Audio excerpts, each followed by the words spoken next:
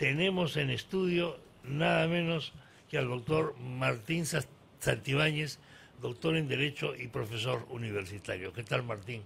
Buenos días. Buenos días, maestro. ¿Cómo, Mucho gusto cómo estar aquí usted, con usted, de verdad. ¿Cómo está usted, doctor? ¿Cómo le va? ¿Está usted viajando?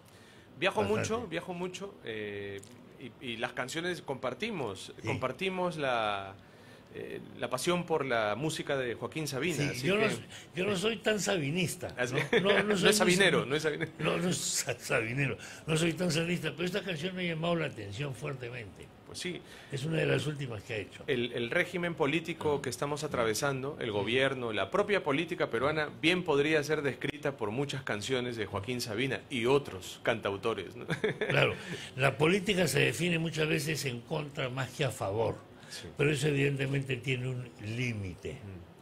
Lamentablemente, en las últimas elecciones, como en las anteriores, hemos votado en contra de, para que no llegue al poder fulano, fulana en este caso, o fulano en otro caso, etcétera. Y esto nos lleva a una situación de deterioro del sistema político, que lo vamos viendo que no nos representa en el fondo.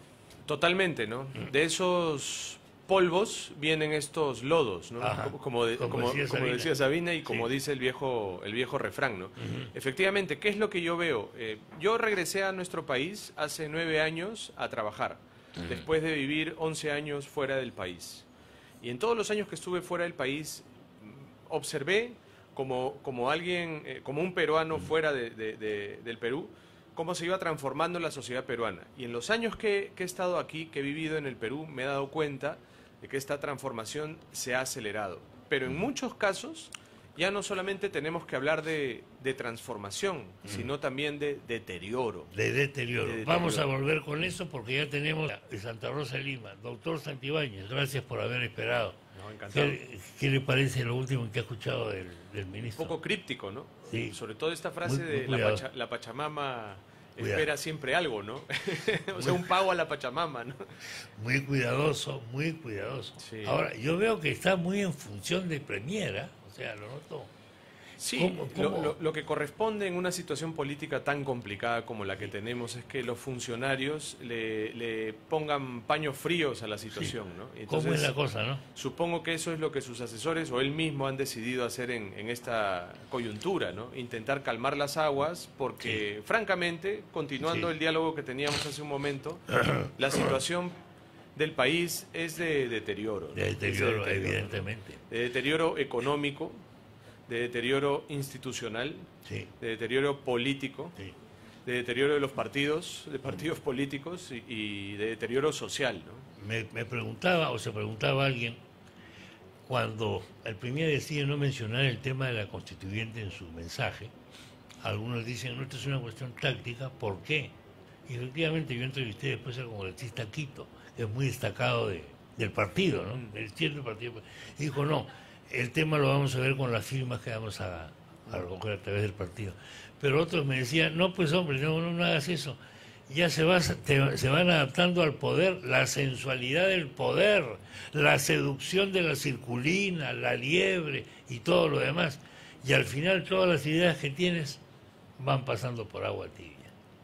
Yo no lo creo, no lo creo. No es así. Yo creo, en este caso no es así. Yo creo que la etapa revolucionaria dentro del pensamiento de un partido político tan ideologizado como es el partido de gobierno no ha acabado, ¿no? Que el plan que ellos tienen, tanto táctico como estratégico, se mantiene en pie. Y los últimos pasos que están dando son pasos posibilistas, realistas, porque son conscientes de la situación a la que se enfrentan. Pero no creo que hayan arriado las banderas, no creo que hayan renunciado a los objetivos fundamentales dentro de su política en el Estado, ¿no? O sea, como dijo, le estoy leyendo el pensamiento un poco al doctor Sorrón, no nos vamos a humanizar. Al parecer, un sector duro dentro del partido de gobierno tiene muy consciente cuál es el proceso que le pasó al humanismo, ¿no? ¿Qué es lo que sucedió con el humanismo? Y ellos no van a optar por esa opción, ¿no? Lo del humanismo, literalmente yo lo vi en el cambio de polo. Claro, el cambio de camiseta. Lo vimos todos en una cosa que yo estaba en RPP y lo entrevistaba a Humala, y un día fue pues con el polo blanco. o en las portadas de la señora Nadine Heredia en las revistas en las revistas de moda de Perú. En la revista claro. Cosa, eso fue una cosa realmente increíble, ¿no? Yo no creo que eso suceda. Pero se produjo en corto tiempo, además, ¿no? Se produjo en relativamente corto tiempo. Pero yo no creo que eso suceda con el núcleo duro, con el buró político, para ponerle un nombre del partido en el gobierno, ¿no? ¿Por qué? Porque ellos tienen una ideología. Porque las ideologías... Cosa que no tenía Humala. Así es, las ideologías te dan ciertos patrones de conducta a los cuales es muy difícil renunciar, ¿no? Sobre todo una ideología tan Férrea, visto, pues, digamos, cerrada, ¿no? Poderosa mentalmente como es el marxismo, ¿no? O sea, claro, porque claro, uno dice marxismo, leninismo, pero claro, eso es una cosa pues muy antigua. Quiero decir que ya no, vamos a decir, ya no se lleva eso. En el Perú estamos viviendo, creo yo, una especie de anacronismo sui generis. Mire usted, yo comparto con usted ese análisis. Vivimos un momento anacrónico, pero también hay que ser muy conscientes de qué tipo de personas son las que están detrás de la primera línea de la política estatal en este momento. Cuando uno escucha al señor Cerrón, escucha a una persona funcionalmente preparada, muy preparada dentro de su ideología. O sea, es una persona que ha leído sus libros. Articuladísima. Ha sido formado dentro de un partido con una estructura muy concreta, tiene un plan ideológico, y si revisas la biografía de estas personas, pues son personas que a lo largo de su vida han sido consecuentes con su ideología, y por lo tanto apartarlos de ellos en esta situación de poder va a ser muy complicado. No es posible una especie de reconversión. Sí, todo es posible, ¿no? Todo es posible, por supuesto, que de pronto, caminando, dirigiéndose a Damasco, se caigan del caballo y vean la luz, pero es muy complicado, es muy complicado, ¿no? O sea, lo normal es que la cabra tire para el monte y que se mantengan en estos postulados, ¿no? El otro día yo le decía, vino acá Tudela, ¿no? El exministro del canciller Tudela, y yo le digo, sería el único país más Nepal que llega al poder por la vía electoral de un partido marxista-leninista. No, me dijo, sería el único el Perú, porque en Nepal lo que hubo, efectivamente, fue un loco que mató a toda la familia real. Bueno, un loco, un miembro de mató a toda la familia real, y entonces ya se cayó toda la monarquía, se cayó todo, hicieron la constituyente famosa y nombraron a tal. Y ahí entró un partido que era maoísta y admirador del presidente Gonzalo, en Nepal. Atención, cuando yo iba a ir a Nepal, no pude hacerlo, con los escaladores de los montes, pero cuando llegabas a Nepal, tomabas un taxi, eso me lo han contado, y decías, where are you from? Te preguntaba el taxista, ¿de dónde eres? Y tú decías, Perú. Oh, Perú, decía, President Gonzalo. Increíble. Esas son las cosas kafkianas que pasan a veces, ¿no? Increíble. ¿Cómo se va a desarrollar esto, Martín?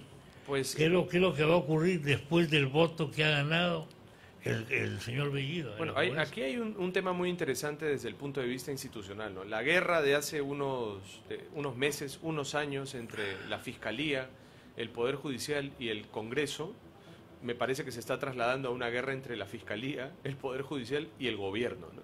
Pero la guerra entre los poderes del Estado se mantiene. Se mantiene la guerra entre los poderes del Estado. Si la guerra entre los poderes del Estado se mantiene, solamente que esta vez ya no se dirige contra el Parlamento, sino contra el Ejecutivo. Esa guerra, ¿qué es lo que creó en los últimos 3 años en este país? Lo que ha creado esa guerra institucional es pobreza, es miseria, es muerte. O sea, mientras nuestra clase política, nuestra clase dirigente, nuestros medios de comunicación se han enfrentado en una guerra política, la gente en la calle se ha muerto de hambre. Se han muerto de hambre, se han muerto del virus. Y ahora más pandemia, todo esto, más pandemia. O sea, mientras uno está en guerra, no puedes gobernar. Y si no gobiernas, pues la gente no tiene comida, los precios se disparan, la vacuna no llega, la gente no puede ir al hospital. Yo recuerdo, lo comentábamos hace un momento, cuando yo estuve enfermo, no había oxígeno. Sí. No había camas en los hospitales, y eso ha sido hace 6 meses. ¿Cuándo? En febrero. Eso ha sido en febrero, es que no, como en febrero decía, de este año. Claro. Como decía Judy, no ha pasado nada, han pasado 6 meses, ¿no? Ahora, estamos preparados para una tercera ola, para una cuarta ola. Yo acabo de regresar de de España, y en España están en la quinta ola, ¿no? Sí. Están preparados, Sí. ¿no? Pero aquí estamos preparados para eso. Entonces, la guerra política genera anarquía institucional y anarquía funcional administrativa. El Estado no puede hacerse cargo de las grandes necesidades de la gente. La educación, Sí. ¿volvemos o no volvemos a las clases? La salud, ¿estamos preparados o no para la tercera, la cuarta y la quinta ola que llegarán, ¿no? Los precios, la comida, ¿estamos o no preparados para que la canasta familiar se vaya hasta el cielo? Todo eso, esas son las consecuencias de la guerra política que continúa. Entonces, los próximos años en nuestro país son años de deterioro, son años de crisis. Y yo lo percibo claramente cuando hablo con jóvenes. Yo tengo mucha interacción con jóvenes universitarios, jóvenes de colegios, ¿no? Y cuando converso con ellos, pues el panorama a mí me hace recordar a cuando yo tenía 15 años. Yo tengo 44. Cuando yo tenía 15 años, muchos de mis amigos, cuando les preguntaban, oye, ¿tú qué vas a hacer ahora que terminas el colegio? Pues yo, en medio del Sendero Luminoso, yo me voy. Sí. Y varios se fueron. Sí, otra vez ha aumentado el porcentaje en encuestas de gente que quiere largarse. Sobre todo en jóvenes es casi 50%. Se quieren ir, ¿no? 40 y tantos por ciento. Claro, jóvenes, entonces eso es terrible. Yo estuve hace poco, hace unos meses, en la sede que tiene mi universidad en Miami. Estaba trabajando en la universidad y un día termino de trabajar y me voy a un Walmart 10 de la noche. Estaba el Walmart abierto hasta las 11 de la noche, ¿no?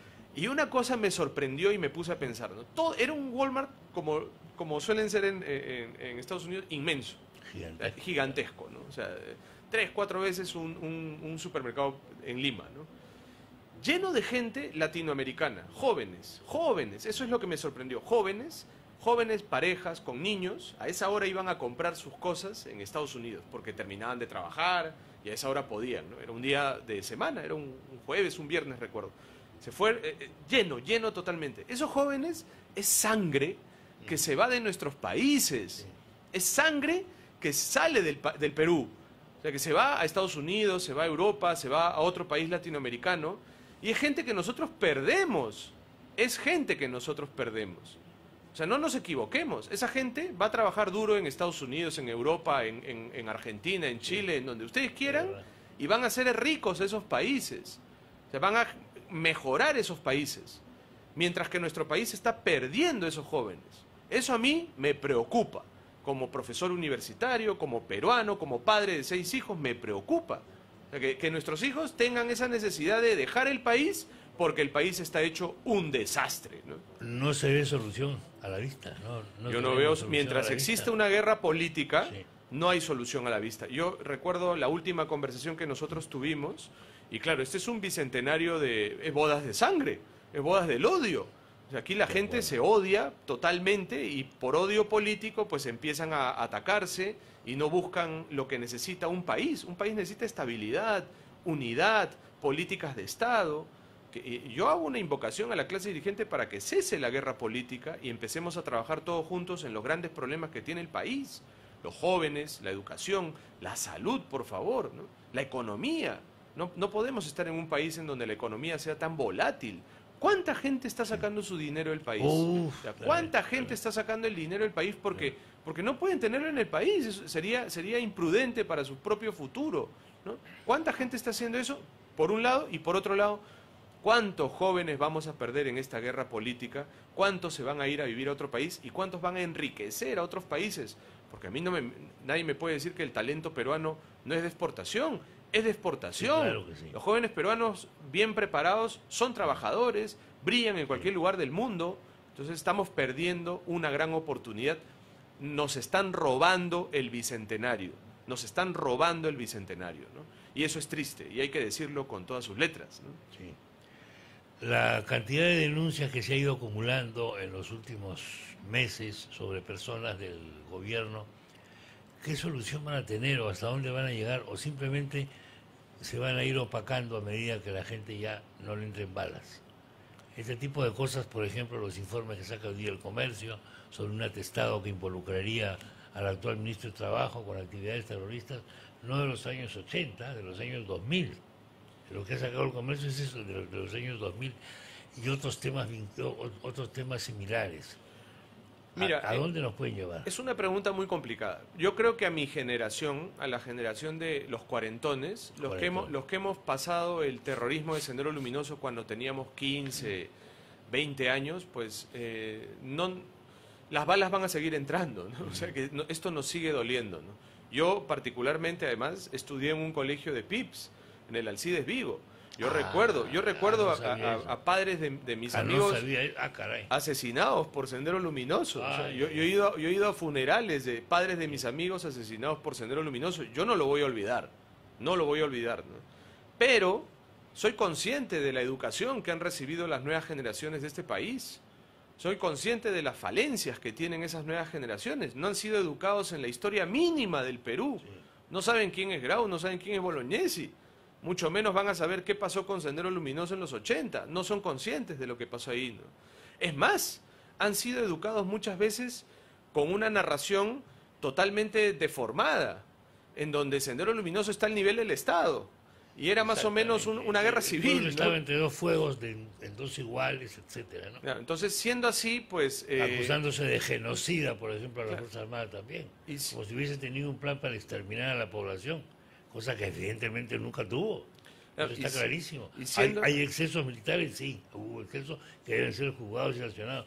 Pero de ahí a decir que la política era para exterminar poblaciones, ya eso es una audacia insoportable. Claro, si un joven que no ha sido educado, un joven que no conoce la historia del Perú, un joven que no ha visto lo que hizo Sendero Luminoso en el país, pues es un joven cuya mente, cuyo cerebro son permeables, son vulnerables a un mensaje ideológico muy fuerte, ¿no? O sea, obviamente existe un resentimiento en el país, se nota, un gran resentimiento en el país por la situación social que estamos atravesando, ¿no?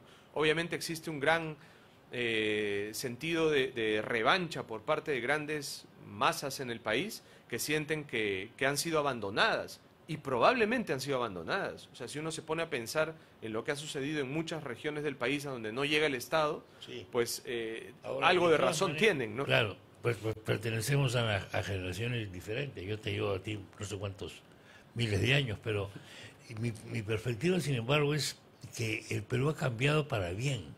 Es decir, yo creo que el Perú ha progresado. En los últimos años ha progresado el Perú, por supuesto, ¿con qué Perú lo comparo yo? Con el Perú de los 50, cuando yo llegué al Perú, era un país totalmente diferente al actual. O sea, hablar hoy día de que los pobres son cada vez más pobres y los ricos son cada vez más ricos, es una frase simpática, pero estadísticamente imposible de demostrar. Yo creo que eso no es posible. Sí, vamos, o sea... Ese tipo de cosas, pero parece que esto no importa. Hay un sector del público que prefiere no comparar este tipo de cosas con la realidad. La realidad se expresa en números. ¿Cuántos pobres hay menos que hace 50 años? Muchísimo menos, evidentemente. Pero eso parece que no le hace mella a la gente. Sí, somos además un país, una región, Latinoamérica es una región de romanticismo político, ¿no? O sea, esta es la tierra de los guerrilleros, del romanticismo político, y por eso es que el populismo ha calado tan profundamente en la psique de los latinoamericanos, ¿no? Entonces viene un líder populista y te habla de ciertos sueños, en el fondo utopías ideológicas, y cada cierto tiempo pasan ciertas generaciones y una generación les cree, ¿no? Pero como que se repiten las mismas. Claro, es un círculo, es un círculo vicioso, ¿no? Sí, es un eterno retorno, para ponerle un término filosófico, ¿no? Es un eterno retorno a los mismos problemas.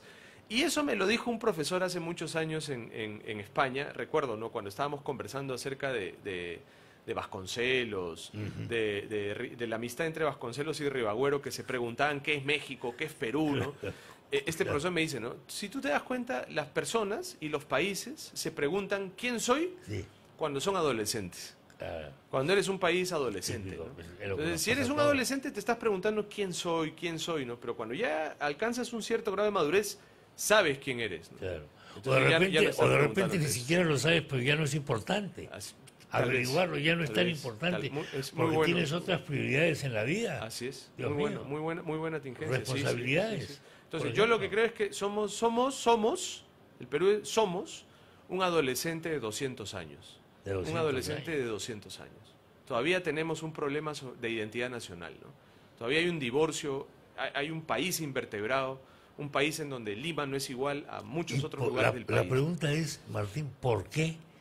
Porque cuando tú lees a González Prada, te das cuenta, cuando Lima tenía 180.000 habitantes, González Prada decía cosas que siguen vigentes ahora que Lima tiene ¿cuántos millones? 9 millones y pico. Sí. Entonces, y además que Lima ha sido objeto de las migraciones. Sí, sí. Lima es una gran ciudad andina, una ciudad súper andina, pero los problemas se siguen repitiendo de la época de González Prada. Bueno, ahí viene precisamente el rol del Estado, ¿no? El rol del Estado que tendría que ser un rol propositivo, constructor, un rol del Estado de progreso y desarrollo, ¿no?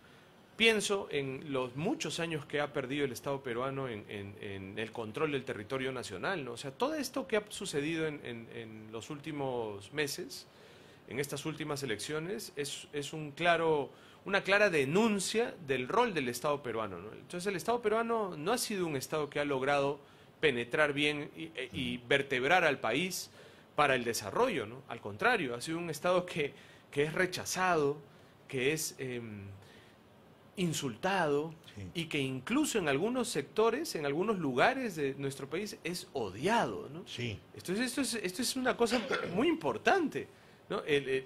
La administración pública, los funcionarios públicos, el Estado tienen que darse cuenta de esto, ¿no? Yo creo que una tarea pendiente, una tarea buena para el Bicentenario es que los funcionarios públicos, el Estado peruano, haga una introspección, ¿no?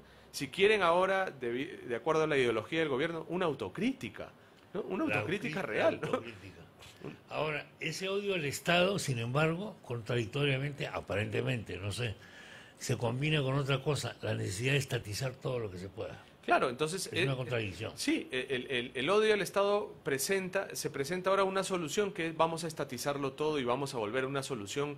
Claro, es muy fácil de rebatir con números, con realidad, sí, con historia. Pero los números no. ¿Qué es lo que sucede cuando una sociedad entra en una pulsión estatolátrica, ¿no? De amor total al Estado, ¿no? Lo sabemos qué pasó en la Rusia soviética, sí, sabemos qué ha pasado en los países comunistas, sabemos cómo se ha deteriorado la economía, cómo se ha destruido la capacidad de producción de un país, cómo se ha destruido la educación de un país, cómo los jóvenes han salido corriendo de esos países. Lo vemos además en Venezuela, sí, en Cuba, pero incluso así, al parecer, esa solución es la que mucha gente ha preferido en nuestro país. Esto es trágico. O sea, podríamos hablar de una tragedia en el Bicentenario también, ¿no? O sea, y bueno, es lo que tiene la democracia, ¿no? Ahora, la democracia no solamente es un tema de popularidad, elecciones o votos. La democracia es lo decimos en ciencia política, una poliarquía. Se tienen que respetar las reglas de juego, ¿no? Entonces, las reglas de juego se tienen que respetar. El debido proceso, la presunción de inocencia, el equilibrio de los poderes, la necesidad de una oposición que no esté de acuerdo con el gobierno, el cese de las guerras que no tienen sentido, la construcción de un mínimo común de solidaridad y de bienestar para el pueblo, que pueda tener oxígeno, tener vacunas, comer, o sea, un mínimo, ¿no? Y eso es lo que exigimos a la democracia en el Bicentenario, ¿no? Sí. Bueno, pues qué Bicentenario el que tenemos para celebrar. Esperemos, pues, que nuestra próxima conversación hayamos resuelto. Va a ser muy difícil algunos de los problemas que hemos planteado, no creo, pero en fin, pero por lo menos ¿la esperanza es necesaria o no? Siempre. Como actitud me refiero. Yo creo que aunque los datos de la realidad te digan no seas idiota, no seas ingenuo. Miren, si algo me ha enseñado la vida a los 44 años, lo estábamos comentando, ¿no? Es que un día tienes fiebre de 39,5, casi 40 y te vas a morir, y al día siguiente te pasó la fiebre, ¿no? Y yo creo en la conversión, yo creo en los milagros, yo creo en el Perú, creo en el gran Perú. Creo que este es un gran país, que aquí hay gente muy buena. ¿Dios es peruano? Yo creo que Dios es peruano. Dios es peruano. Pero aquí también se le ha perdido al diablo el poncho, así que hay que tener mucho cuidado. Bueno, Martín, muchas gracias. Encantado, encantado. Gracias por la visita. No, faltaba sobre más. todo en un día feriado como hoy, que todo el mundo tiene derecho a descansar y a mandarle cartas a Santa Rosa. Eso es. En el pozo de Santa Rosa le siguen mandando cartas a la gente. ¿O ya es puro WhatsApp todo? Yo con esto termino, porque sí. me has hecho recordar, yo en España he estado hace unas semanas en un pueblo que se llama La Puebla de Castro, Ya. queda en el Somontano, en Aragón, en las montañas de Aragón, y en ese pueblo hay una reliquia de Santa Rosa que me aseguraron los pobladores, una reliquia de Santa Rosa, que es la reliquia más grande de Santa Rosa de Lima, en el mundo. Es un pedazo de su húmero. Y también hay una reliquia del hueso. Del hueso húmero. Y también una reliquia de San Francisco Solano. Yo, por supuesto, cuando me contaron esto, subí la montaña. Son santos limeñísimos. ¿No? Le voy a enviar el artículo que he escrito en el diario Correo sobre esto. Porque subí la montaña, estuve venerando las reliquias y puse a los pies de Santa Rosa y de San Francisco Solano a nuestro país. O sea, que nos ayuden. Que ayuden a que salga adelante el Perú. Importantísimos, santos importantísimos y además contemporáneos. Yo, en una época, ¿cómo sería Lima? Se cruzaba Santa Rosa con San Francisco Solano y por la esquina aparecía San Martín de Porres. Sí. Qué época, Dios mío. Así es. Ahora por la esquina, ¿quién aparece? Un chavetero. Bueno. Muchas gracias. Muchas gracias. Hasta luego, Martín Santibáñez. Encantado. En Santa Rosa, justamente, ¿no? Marcial Virela, Marcial, adelante.